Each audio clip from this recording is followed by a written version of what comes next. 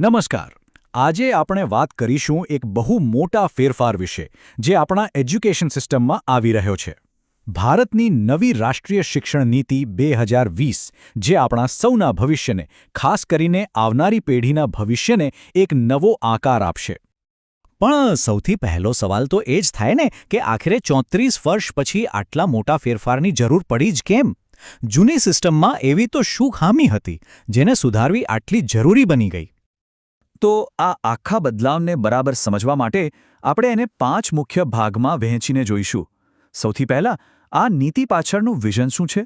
પછી ભણતરની આ નવી 5+3+3+4 સિસ્ટમ શું છે? પાયાના કૌશલ્યો પર કેમ આટલો ભાર છે? ગોખણપટ્ટીને કેવી રીતે દૂર કરાશે? અને છેલ્લે દરેક બાળક સુધી શિક્ષણ કેવી રીતે પહોંચશે?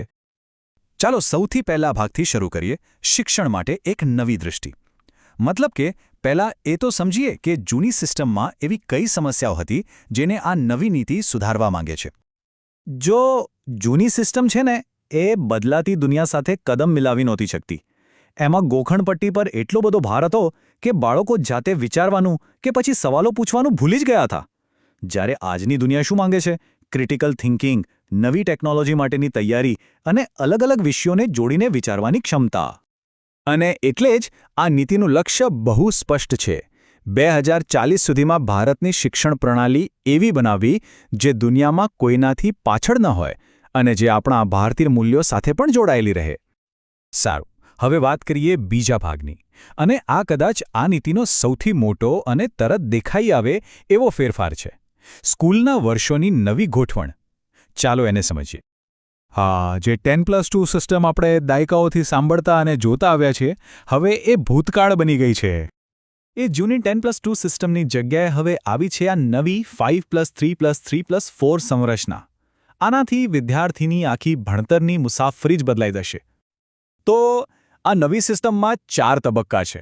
પહેલો છે ફાઉન્ડેશનલ સ્ટેજ, જ્યાં બાળકો રમીને શીખશે. પછી આવે છે પ્રિપેરેટરી સ્ટેજ, જ્યાં પ્રવૃત્તિઓ પર વધુ ફોકસ હશે. એના પછી મિડલ સ્ટેજ, જ્યાં એક્સપર્ટ ટીચર્સ ભણાવશે. અને છેલ્લે સેકન્ડરી સ્ટેજ, જ્યાં વિદ્યાર્થીઓ પોતાની મરજીના વિષયો પસંદ કરી શકશે. ઓકે, હવે ત્રીજો ભાગ, પાયાના કૌશલ્યો. કહેવાય છે ને કે કોઈ પણ ઇમારતનો પાયો મજબૂત હોવો જોઈએ. શિક્ષણનું પણ એવું જ છે.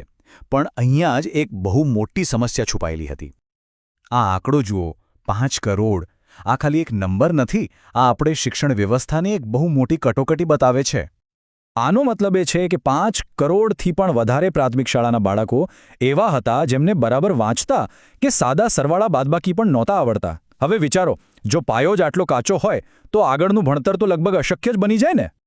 બસ આ જ સમસ્યાને જડમૂળથી ઉખાડી નાખવા માટે સરકારે એક નેશનલ મિશન બનાવ્યું છે, જેનો એક જ ટાર્ગેટ છે: 2025 સુધીમાં 3જા ધોરણ સુધીના દરેક બાળકને વાંચતા, લખતા અને ગણતરી કરતા શીખવી દેવું. ચોથો મુદ્દો, ગોખણપટ્ટીથી આગળ. આ બહુ રસપ્રદ છે, કારણ કે હવે આપણે ભણાવવાની રીત જ નથી બદલી રહ્યા. આપણે શીખવું કોને કહેવાય એની વ્યાખ્યા જ બદલી રહ્યા છીએ. તો ભવિષ્યમાં વિદ્યાર્થીઓ શું અને કેવી રીતે શીખશે? તો જુઓ, જૂનો ફોકસ હતો ગોખણપટ્ટી પર, પુસ્તકોના ભાર પર. હવે ફોકસ શિફ્ટ થઈ રહ્યો છે કોન્સેપ્ટ સમજવા પર. મતલબ કે શું થયું એ ગોખવાને બદલે કેમ અને કેવી રીતે થયું એ સમજવા પર. આનો સીધો મતલબ એ છે કે હવે ફોકસ એવા કૌશલ્યો પર રહેશે જે આજના જમાનામાં ખરેખર કામ આવે.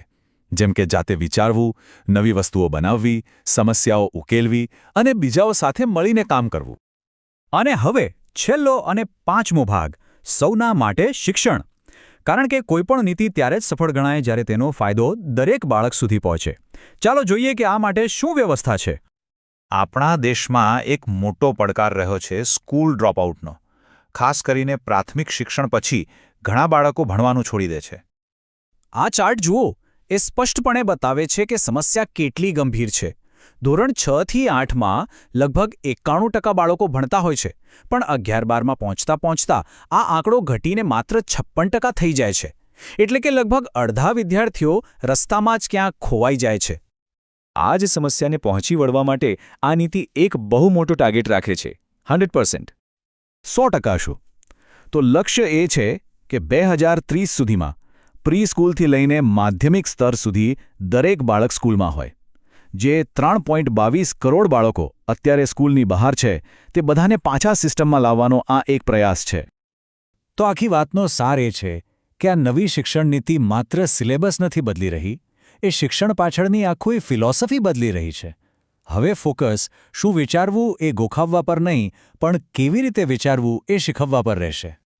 આ નીતિ ભવિષ્ય માટે એક બ્લુપ્રિન્ટ તો છે, પણ સૌથી મોટો અને મહત્વનો સવાલ એ જ છે કે શીખવાની આ નવી રીત ભારતની આવનારી પેઢીને કેવો આકાર આપશે. એનો જવાબ તો આવનારો સમય જ બતાવશે.